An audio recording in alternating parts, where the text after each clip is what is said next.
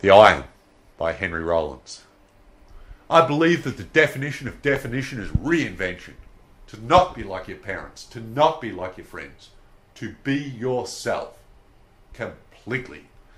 When I was young, I had no sense of myself.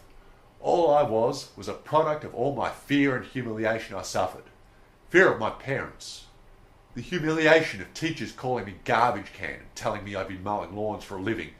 And that very real terror of my fellow students. I was threatened and beaten up for the colour of my skin and my size. I was skinny and clumsy, and when others would tease me, I didn't run home crying, wondering why.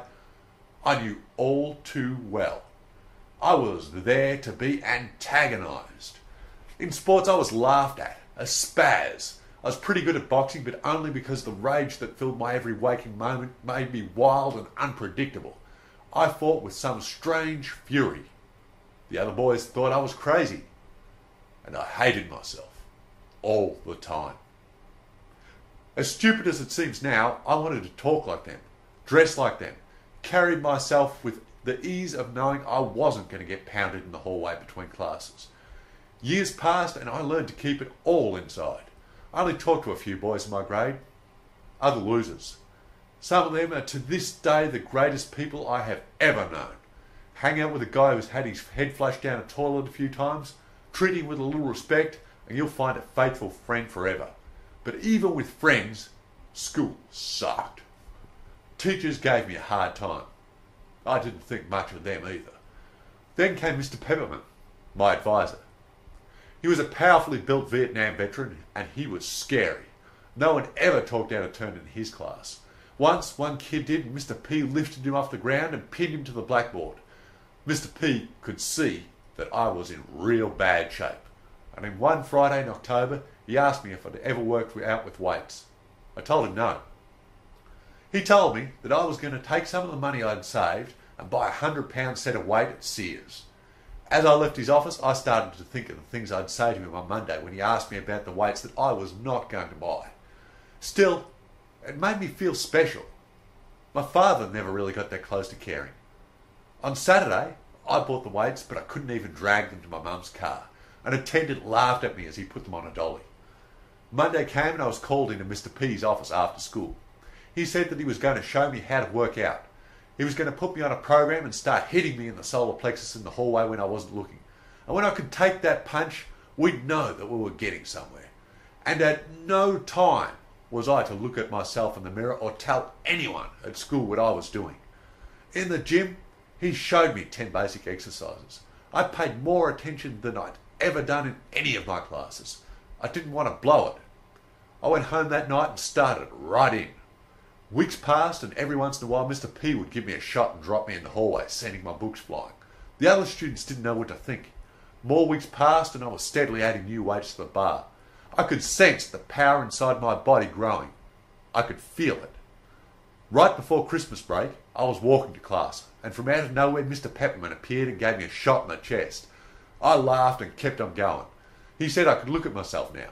I got home and ran to the bathroom and pulled off my shirt. I saw a body, not just the shell that housed my stomach and heart. My biceps bulged. My chest had definition. I felt strong. It was the first time I can ever remember having a sense of myself. I'd done something and no one could ever take it away. You couldn't say shit to me. It took me years to fully appreciate the value of the lessons I've learned from the iron. I used to think that it was my adversary and that I was trying to lift that which does not want to be lifted. I was wrong. When the iron doesn't want to come off the mat, it's the kindest thing it can do for you. If it flew up and went through the ceiling, it wouldn't teach you anything. That's the way the iron talks to you. It tells you that the material you work with is that which you will come to resemble. That which you work against will always work against you. It wasn't until my late 20s that I learned that by working out, I'd given myself a great gift. I learned that nothing good comes without work and a certain amount of pain. When I finish a set that leaves me shaking, I know more about myself. When something gets bad, I know it can't be as bad as that workout. I used to fight the pain, but recently this became clear to me. Pain is not my enemy. It's my call to greatness. But when dealing with the iron, one must be careful to interpret the pain correctly. Most injuries involving the iron come from ego. I once spent a few weeks lifting weights that my body wasn't ready for, and I spent a few months not picking up anything heavier than a fork. Try to lift what you're not prepared to, and the iron will teach you a little lesson in restraint, humility, and self-control. I've never met a truly strong person who didn't have self-respect. I think a lot of inwardly and outwardly directed contempt passes itself off as self-respect. The idea of raising yourself by stepping on someone else's shoulders instead of doing all that work yourself. When I see guys working out for cosmetic reasons, I see vanity exposing them in the worst way as cartoon characters. Billboards for imbalance and insecurity. Strength reveals itself through character. It is the difference between bouncers who get off strong-arming people and Mr. Peppermint. Muscle mass does not always equal strength. Strength is kindness and sensitivity. Strength is the understanding that your power is both physical and emotional, that it comes from the body and the mind and the heart. Yukio Mishima said that he could not entertain the idea of romance if he was not strong. Romance is such a strong and overwhelming passion, a weakened body cannot sustain it for long.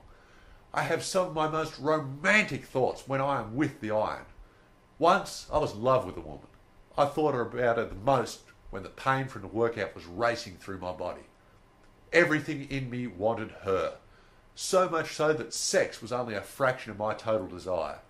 It was the single most intense love I have ever felt, but she lived far away and I didn't see her very often. Working out was a healthy way of dealing with this loneliness. To this day, when I work out, I usually listen to ballads. I prefer to work out alone. It enables me to concentrate on the lessons that the iron has for me. Learning about what you're made of is always time well spent, and I have found no better teacher. The iron has taught me how to live. Life is capable of driving you out of your mind. The way it all comes down these days, it's some kind of miracle if you're not insane. People have become separated from bodies. They are no longer whole. I see them move from their offices to their cars and onto their suburban homes. They stress out constantly. They lose sleep. They eat badly and they behave badly. Their egos run wild. They become motivated by that which will eventually give them a massive stroke. They need the iron mind. Through the years, I've combined meditation, action, and the iron into a single strength. I believe that when the body is strong, the mind thinks strong thoughts. Time spent away from the iron makes my mind degenerate. I wallow in thick depression. My body shuts down my mind. The iron is the best antidepressant I have ever found. There is no better way to fight weakness than with strength. Once the mind and body have been awakened to their true potential, it's impossible to turn back. The iron never lies to you. You can walk outside and listen to all kinds of talk, get told that you're a god or a total bastard. The iron will always kick you the real deal. The iron is the great reference point, the all-knowing perspective giver. Always there like a beacon in the pitch black. I found the iron to be my greatest friend. It never freaks out on me, never runs. Friends, they might come and go, but 200 pounds is always 200 pounds.